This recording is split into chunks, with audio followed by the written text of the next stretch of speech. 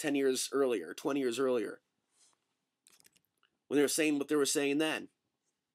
And rightfully so, criticizing some of the crap on TV. Fear is a motive, but so, as I mentioned earlier with the Obama thing, so is brainwashing. And then there's the other that I've come across, which I have met in just about every single Afghani and Pakistani, bar none. From those that have worked at convenience stores to others, sharing my understanding and my passion to expose it, I have faced, bar none, one predominant reaction, and it's apathy.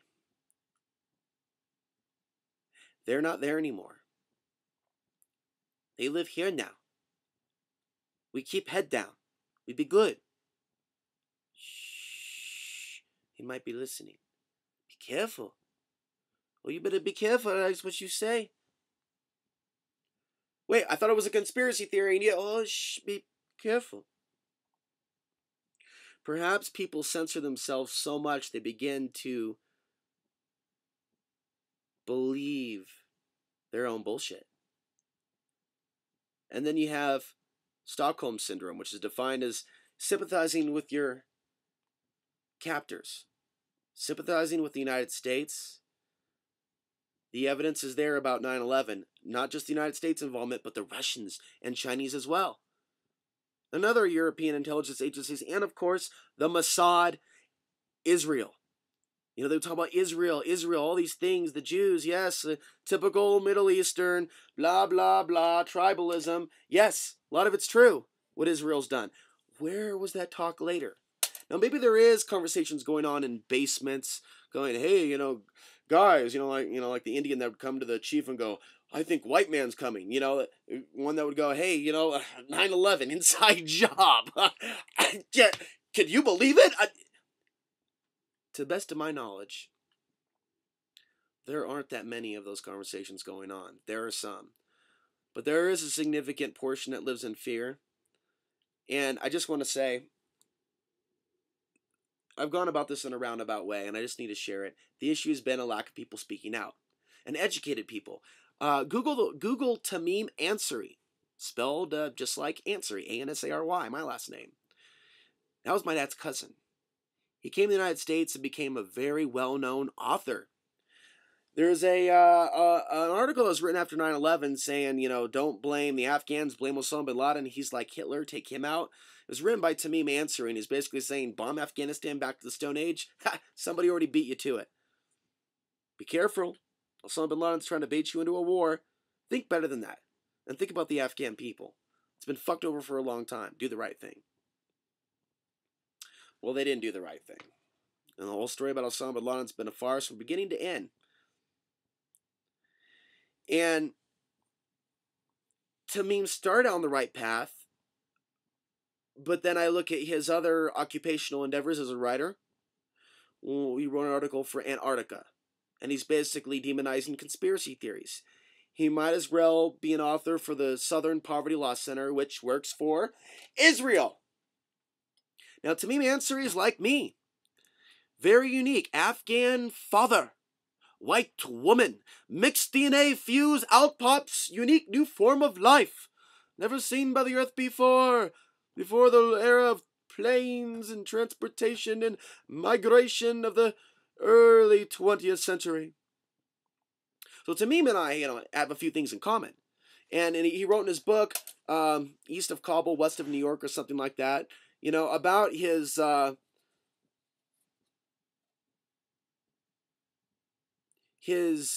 being in the crosshairs between two cultures and influences, both sides of the family, then coming over here and not being a Muslim, but, still being connected to Afghans and traveling around the world and developing his own ideas, and going on to, write lots of interesting things. But he has demonized even the 9/11 conspiracy theory in public at a speech before Berkeley. Oh, he's a respected liberal professor. He's at Berkeley, and he's also going to demonize the 9/11 truth concept. What really happened? And so I'm looking at that over the years going and emailing him, And he even held me as a baby once, remembered me as a baby, but basically after seeing my stuff, wanted nothing to do with me.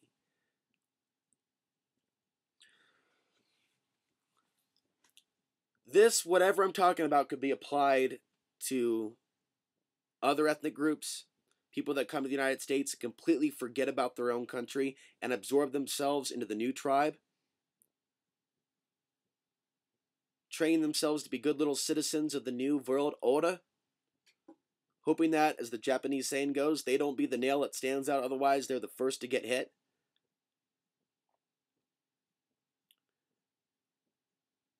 In another video, I'll talk about my relationship with my father, as I've never done before. I don't have a TV studio to do it in. I don't have the best internet access to go pump out a bunch of articles. I don't have the time or focus to do my auto bio right now, but some things will be discussed. Because it's time to share some of this stuff and share this perspective, get people thinking about it. About what a brainwashing dark system this can be. That family would be divided over belief and understanding over how the dark forces are working. You know, you have all these Muslims that are speaking out against the great Satan and this, that, and the other, and there's a lot of horrible things that have happened in the Muslim world, and yet I have not seen, and the tide may be turning, that many Muslims get into the 9/11 truth. Louis Farrakhan did after Obama became the president. In a video that I watched earlier tonight, I think it was the second time I saw that video, and he's talking about the shadow government, a coming war with Russia, with China, 9/11.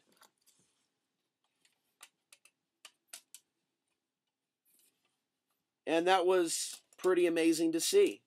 And I wonder how much Farrakhan actually knows, because for years he was very hesitant to criticize the great Obama. But overall, there's been a lack of outcry. And whether it's from fear or denial, you also have censorship where some people just don't get the information. You know, a lot of people are just amazed. Wow, you're half Afghan. Wow, it's kind of like a science experiment. So that's what they look like. Hell, my mom's side of the family, I look like them. It's just been weird, you know. To an Hispanic guy, I'm white. To the white, I'm Persian or Hispanic. To the blacks, I'm white. It's all an illusion. There is a oneness. It's really those that have souls and those that don't have souls. As I've heard it said recently, and I think that's a great way to put it.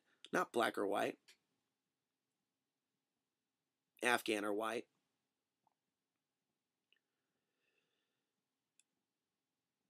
The spiritual experience can be maximized by speaking out for others that don't have a voice, that are oppressed by anyone or anything.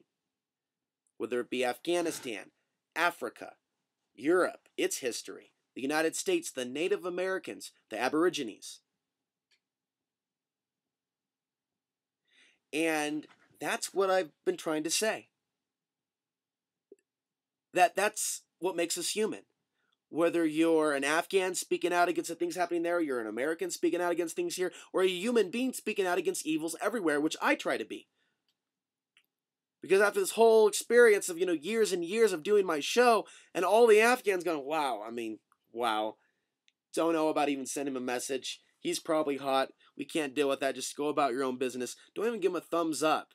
Sorry for all the shit your dad put you through. But hey, you know what? You're doing a good job, even though we thought you're a dumb American. But you're a good guy. No, none of that. But what taught me something. I'm not white. I'm not Afghani. I'm a soul that came from God knows where, that shot into this body, came out of my mom's womb like something straight out of a Guantanamo Leap episode. Whatever that 80s show was called. Just zap! And I'm just like, whoa. Years later, 9/11! Holy shit. You guys see that? Your country? You don't? Nothing. And I'm like, what the fuck, man? Why is it that I see this and they don't? And I read about Abdullah Ansary and all we're talking like shit like Late Sue. We're talking some deep poetry, analyzing the quantum realm in the 10th century. That's my ancestor. And I look at the other Ansaries and I'm going, what the fuck?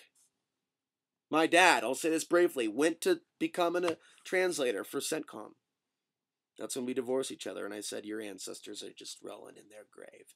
Same year I became this, my dad became Darth Vader to the next level. It is just like Empire Strikes Back, where Luke gets his hand cut off by his own father. Fighting his own father, the light versus the dark. And for years asking myself, why is that my father? Why would you serve such a system? Why would you be so cruel to your son? And then years later, after 9/11, not you nor any one of your family members would actively support a new 9/11 investigation. And at least a hand up in the air to say, stop the New World Order. Stop what you're doing. Stop the marginalizing. No. Instead, he went to work for him. And so did Bashir Ansary, his brother. He went to work for them as well. But what I learned recently by visiting an Afghan relative in Denver, and there aren't very many relatives that I have, so it was a special moment as I passed through there. And there's a lot of issues he didn't want to talk about because it was just like, hey, I'm an American now, man. I'm not even there. I understood that cognitive dissonance, semi-Stockholm syndrome. And I really upset him by trying to ask about our family's history. Why is there such a big secret? But, losing my train of thought. And the video's coming up to an end. And one day I'll articulate some of this a little bit better. And try to bring back some of the memories. And write it down and give Tamim Ansary a run for his money. You know, he comes out as the half Afghan, half white scholar and author who's going to demonize conspiracy theories, yet somehow speak for Afghanistan. One day I'll grow to a role where I'll speak the truth, the deeper truths about Afghanistan, its ancient history, all the other different spiritual beliefs that existed there, all the different ethnic tribes. I mean, there's something that's in me that's very native. Like an Eastern version of a Native American. People just think of the native, but I mean, people ask me, why, Alex, why are you off the grid? Why are you in the desert, the mountains? And I realize this area out here, this whole terrain is a lot like Afghanistan. That's why those fucking stealth bombers fucking practice here. But I'm wondering, was I drawn up here because, you know, my bones feel it, and it's in the air. It's just, it's like home. It's in my blood. To travel and be a nomad and live off the land. Pray to the true God. Ask for protection against dark forces, which I wage war against in the spiritual realm. As it was done before, so it is today, so it will be in the future. In the darkest of night, the smallest of lights can shine so bright. So whether I'm a chosen one or not, in the bloodline at this time of the cycle, while others are sleeping, to carry forth truths from the past that come from my soul and the bloodline. Whether that's the case or not, I don't know. But I do know for a very long time I've been looking for other Afghans. I've been looking for others that are speaking the truth in a media format.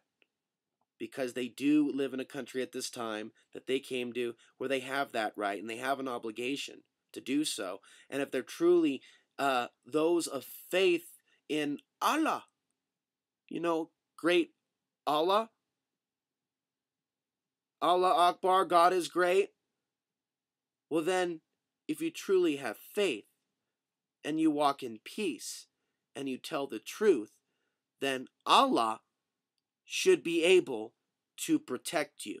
If you don't believe that Allah can protect you from dark forces where you speak the truth, then maybe you are not truly a person of faith and you have become more Americanized than you might want to admit. Thank you all for listening, and take care.